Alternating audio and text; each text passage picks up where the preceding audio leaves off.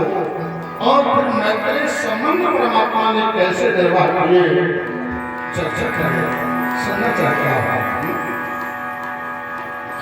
सुखदेव जी महाराज ने कहा रहता एक मित्र की चर्चा है भागवत जी में। ये कृष्ण स्यासीत सखा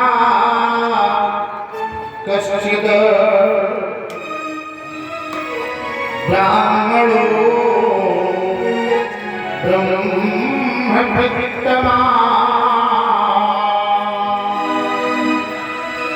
और ये विरक्त इंद्रियार्थे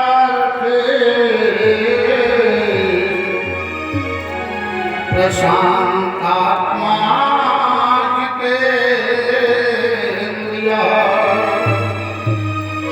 ये श्लोक श्रीमद् भागवत जी ने व्यास में लिखा है। वैसे तो अन्य विद्वान सुदामा जी को बताते हैं निर्धन है, गरीब है, दरिद्र है सुदामा जी। वैसे श्रीमद् भागवत जी में सुदामा जी का नाम नहीं आया है, नाम ही नहीं आया।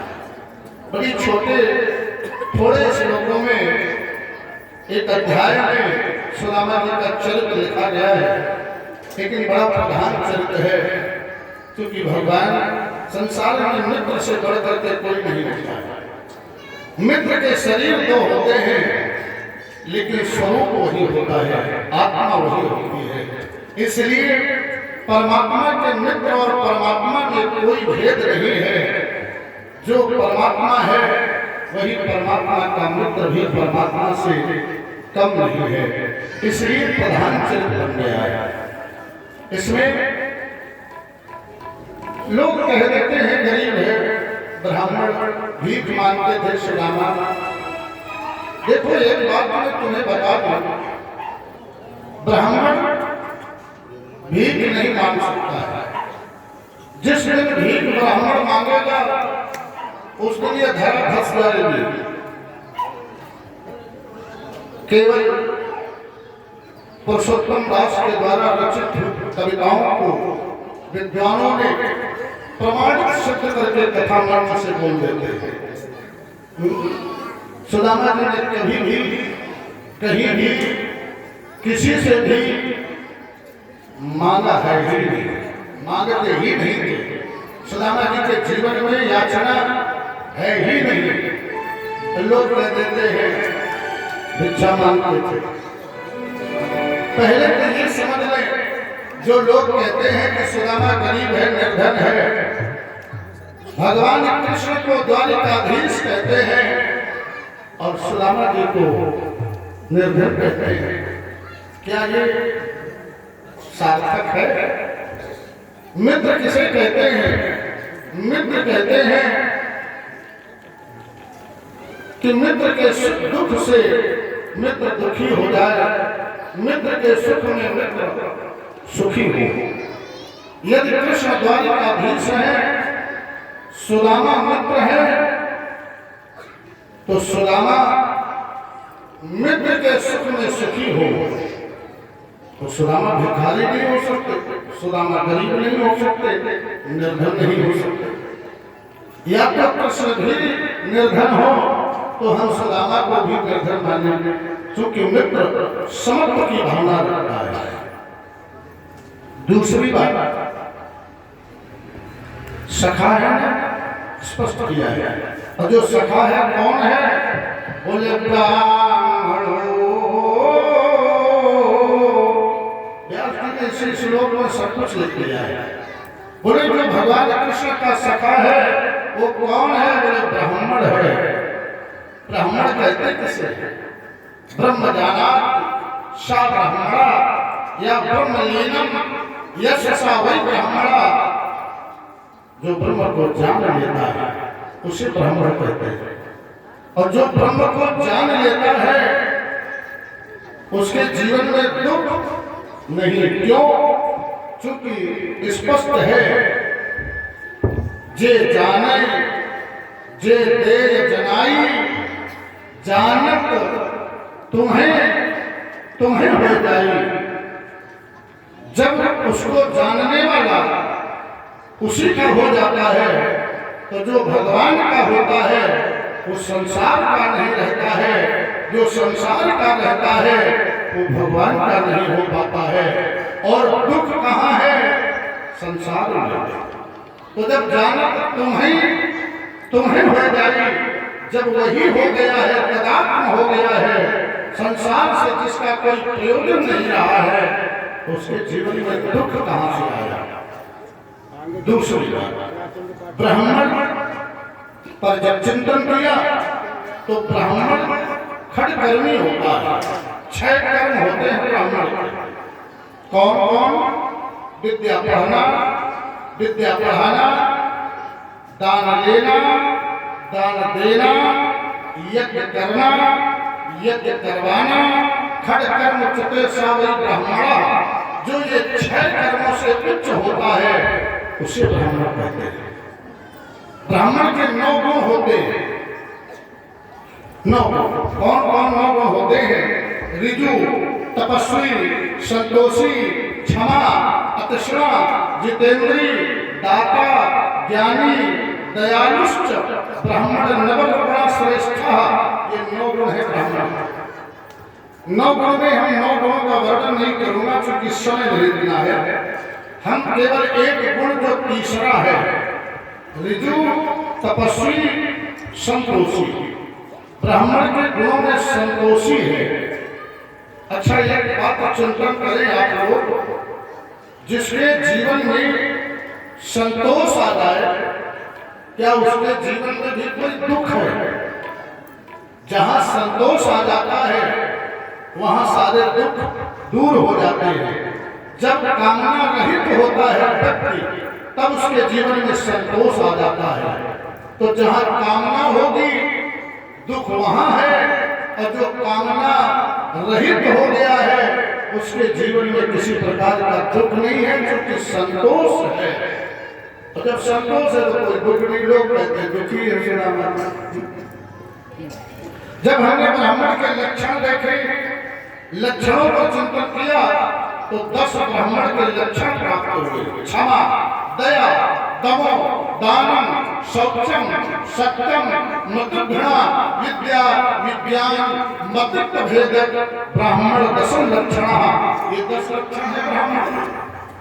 अधिक लक्षणों की भी परिभाषा नहीं करूंगा, केवल तीसरा गुण है और तीसरे लक्षण ले लो। क्षमा, दया, दमो। दमो किसे कहते हैं? दमो कहते हैं जो 5 कर्म इंद्रियां, 5 ज्ञान इंद्रियां, 1 मन, इन 11 का जो दमन कर लेता है उसे दमो कहते हैं। तो अच्छा ये बताओ, इस शरीर में भोक्ता कौन है? क्या आत्मा का भोग है? जो भी खाते हो पीते हो, ये क्या आत्मा भोगती है? आत्मा का भोग नहीं है। इस शरीर में इंद्रियां भोगता है, इंद्रियों का भोग है। जो भी हम खाते हैं उससे इंद्रिय तृप्त होती है। इंद्रिय, आत्मा का कोई भोग नहीं है। तो जब इंद्रियों का भोग है और जिस व्यक्तित्व ने अपनी इंद्रियों का दमन कर लिया हो, इंद्रियों को निष्क्रिय कर लिया हो, इंद्रियों की आवश्यकताएं समाप्त हो, तो जब भोग की इच्छा ही नहीं है तो दुख का कारण हो क्या सकता है? इंद्रिय दमन है। तीसरी बात, लोग कहते हैं कि महाराज गरीब है और व्यास भगवान लगते हैं, बोले जो ब्राह्मण है मित्र वो कैसा है? बोले ब्रह्म विद्यमान।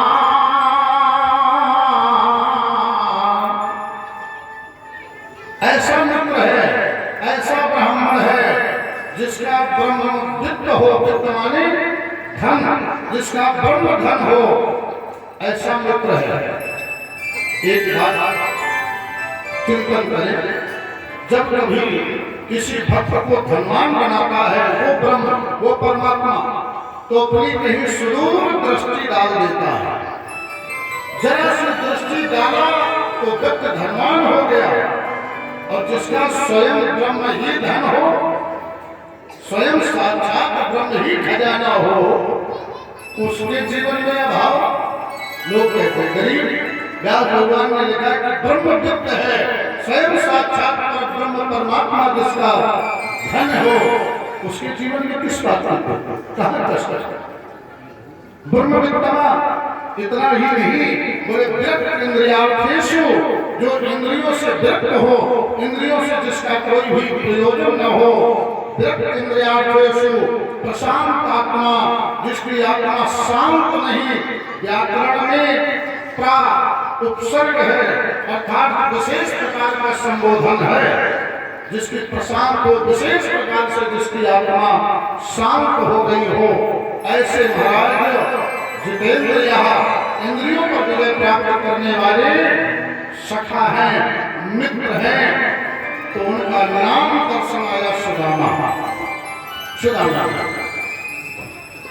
कभी जीवन में इन्होंने याचना नहीं की, गृहस्थी है।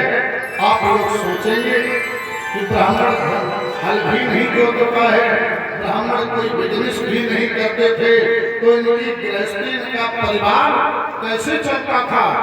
तो इसके लिए व्यास जी ने आगे लिखा है इस श्लोक में कि ब्राह्मण केवल पृथ्वी का भ्रमण करता था। सुदामा जी केवल भ्रमण करते थे पृथ्वी पर, कभी आप तक माना नहीं। और उस भ्रमण करने में यद्रक्षयोपपन्नेन, एक बड़ा सुंदर शब्द व्यास जी ने दिया है, यद्रक्षयोपपन्नेन, कोई अपनी इच्छा से यदि उनके झोले में धन डाल देता था तो बस वही घर लेकर के आ जाते थे। और यदि कोई झोले में न डाले तो जैसे जाते थे वैसे लौट आता था। इसीलिए तो सुदामा जी के यहाँ 3-3 दिन गृहस्थी में भोजन नहीं बन रहा, इसीलिए नहीं बनता था। भिखारी के यहाँ कभी भूखों नहीं मर सकता, भिखारी कभी भूखों नहीं मर सकता है। ऐसा नहीं हो सकता है कि भिखारी के घर चूल्हा न जले, एक नहीं देगा, दूसरा देगा, तीसरा देगा, कोई ना कोई सुबह से शाम तक जब मांगेगा तो उसे दे ही देगा। लेकिन सुदामा जी मांगते नहीं थे, इसलिए महाराज किसी दिन ऐसे लोग आते थे। यहाँ तक सुदामा जी की गृहस्थी में दरिद्रता का योग है, गृहस्थी श्रापित है। ईश्वर से एक कामना करना, एक प्रार्थना करना, कभी मंदिर जाना, कभी किसी कथा सत्संग में जाना, केवल परमात्मा से ये कहना, हे प्रभु संसार के संपूर्ण दुख मुझे प्रदान करो, जैसे कुंती माँ ने मांगा था, मुझे दुख दे दो लेकिन उसमें लगा देना प्रभु, लेकिन वो वाला दुख न देना। कौन? जो संसार का सबसे बड़ा वाला दुख है वो न देना। अब आप कहेंगे संसार का सबसे बड़ा दुख कौन है? तो गोस्वामी जी महाराज ने एक ही मंत्र में सबसे बड़े दुख और सबसे बड़े सुख का वर्णन किया है।